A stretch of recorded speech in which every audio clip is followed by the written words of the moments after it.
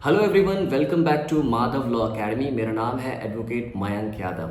आज आपके सामने मैं एक वीडियो लेकर के आया हूँ। ये वीडियो उन लोगों के लिए बहुत ज़्यादा इंपॉर्टेंट है जो आगे ऑल इंडिया बार एग्जामिनेशन को देना चाहते हैं। वीडियो में मैं कुछ बातें डिस्कस करना चाहता हूँ। उसमें से प्रमुख बात यह है कि ऑल इंडिया बार एग्जामिनेशन में हाल ही में जो रिजल्ट आया है ऑल इंडिया बार एग्जामिनेशन 18 का, उसमें 50% से ज़्यादा लोग फेल हुए हैं।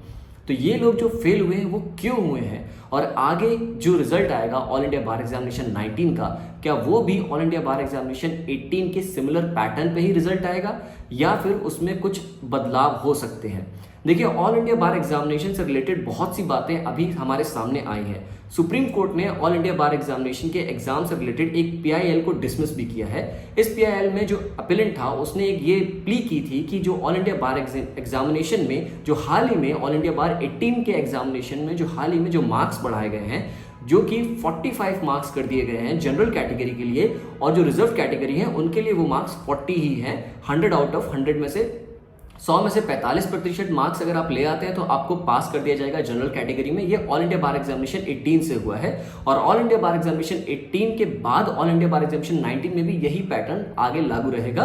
क्योंकि जो पीआईएल डिसमिस हुई है उसमें सीजीआई जो हमारे चंद्रचूड़ जी हैं, उन्होंने ये बात साफ साफ कह दी है कि आपको पढ़ना है, आप पढ़ाई से भाग नहीं सकते। उन्होंने इसमें मार्क्स भी पूछे थे जो अपीलेंट था उससे, लेकिन इसमें मार्क्स पता नहीं चलते क्योंकि जो हमारा रिजल्ट आता है ऑल इंडिया बार एग्जामिनेशन का, उस रिजल्ट में साफ साफ सिर्फ ये लिखा होता है कि आपको लाइसेंस मिला है, यानी कि आप पास हो गए हैं या पास नहीं हुए हैं।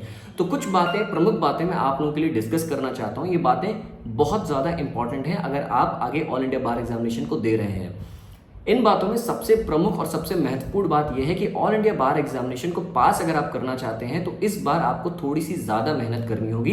रीजन बीइंग जो मेजर लॉ है, जो हमारे क्रिमिनल लॉ है, वो चेंज हुए हैं, और डेफिनेटली सिलेबस में भी चेंज आएगा। ऐसे जो हमारा बीएनएसएस है और जो बीएसए है, जो नया क्रिमिनल कानून है वो लागू हो चुका है, और उसी कानून से रिलेटेड जो सवाल है वो पूछे जाएंगे। उसी के साथ साथ आपकी जो तैयारी है वो सिलेबस पे ही आधारित होनी चाहिए। आपको पता होना चाहिए कि किस क्वेश्चन, किस सब्जेक्ट में से कितने क्वेश्चन पूछे जाएंगे। आप उसी हिसाब से अपने सब्जेक्ट्स को तैयार कीजिए। आप अगर बहुत ज़्यादा समय उन सब्जेक्ट्स पर दे रहे हैं जिनके मार्क्स जो है वो बहुत कम है, और उन सब्जेक्ट्स पर आप कम ध्यान दे रहे हैं जिनसे ज़्यादा नंबर के क्वेश्चंस आने वाले हैं, तो कहीं ना कहीं आप अपना ही नुकसान करेंगे। तो ऑल इंडिया बार एग्जामिनेशन जो एग्जाम होने वाला है AIBE 19, वो जून के बाद से उसका प्रोसेस शुरू हो जाएगा। लेकिन उसके लिए तैयारी आपको अभी से करनी है। स्टेट बार में इनरोल हो रहे हैं या हो चुके हैं और आपको ये एग्जाम देना है, जल्द से जल्द अपना लाइसेंस लेना है, तो आपको इस बार थोड़ी सी ज़्यादा मेहनत करनी होगी। कंपैरेटिवली पहले उतनी ज़्यादा मेहनत नहीं की जाती थी। उसी का ये रिजल्ट रहा है कि 50% से ज़्यादा लोग ऑल इंडिया बार एग्जामिनेशन 18 में फेल हो गए हैं।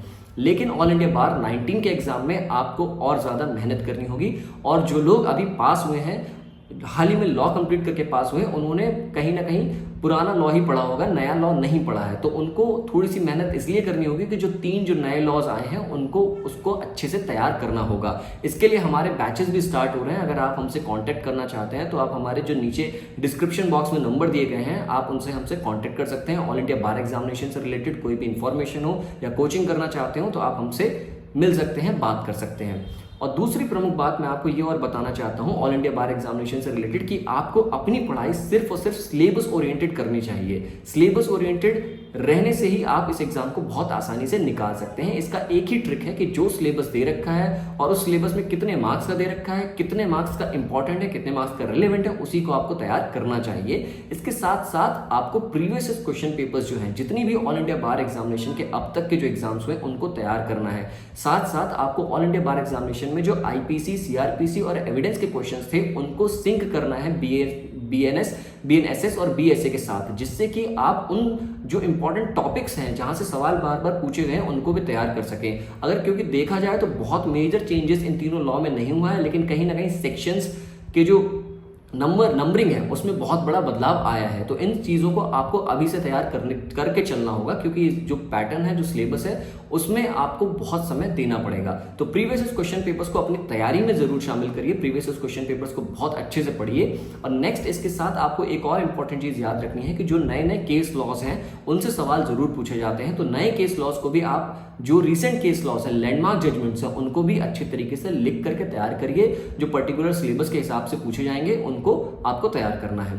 तो ये कुछ बातें थी जो मैं आपके सामने रखना चाहता था ऑल इंडिया बार एग्जामिनेशन से रिलेटेड, क्योंकि अगर आप आगे ये एग्जाम दे रहे हैं तो आपको इस एग्जाम के लिए भी अच्छी खासी मेहनत इस बार करना चाहिए या शुरू कर देनी चाहिए। AIB 19 का नोटिफिकेशन बहुत जल्द आ जाएगा और उसी तरीके से आप अपनी तैयारी भी बहुत अच्छे से जारी रखिए। हमारे चैनल को सब्सक्राइब जरूर करिए, क्योंकि ऑल इंडिया बार एग्जामिनेशन के साथ साथ यूपी PCSJ और भी जुडिशरी के जो एग्जाम्स हैं उनसे रिलेटेड हम MCQs और वीडियोस लेक्चर्स बनाते रहेंगे। अभी जल्दी हम शुरू करने जा रहे हैं, MCQs हैं उनको हम बहुत जल्दी स्टार्ट करने जा रहे हैं, तो हमारे चैनल को सब्सक्राइब जरूर कर दीजिएगा। और अगर आपके कोई जूनियर्स हैं, आप ये वीडियो देख रहे हैं जिन्हें जल्द ही ये एग्जाम देना है ऑल इंडिया बार एग्जामिनेशन का, तो उन तक ये वीडियो शेयर जरूर करिएगा। Thank you so much, thank you for watching.